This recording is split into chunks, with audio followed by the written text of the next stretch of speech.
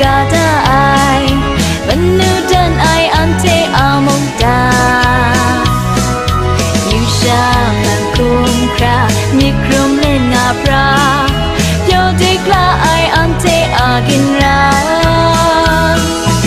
ora ra nau baba mikrom nau donga garai wa be te tu shikonda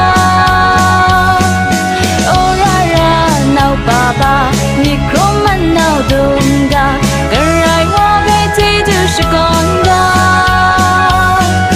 garai wa be te tu shikonda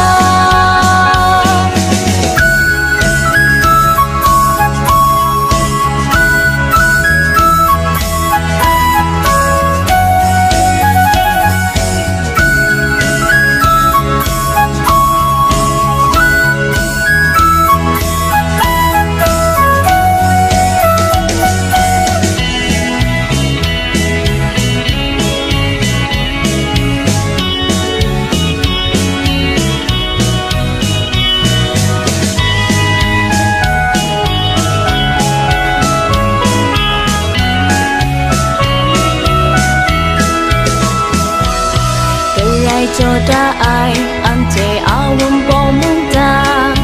benu dan prang sutrai ni te ping suna tu kala do so ka sao nam pun rong ti tu bring ai ante abuga ti we ti wani no kom my god ai benu dan ai ante amonda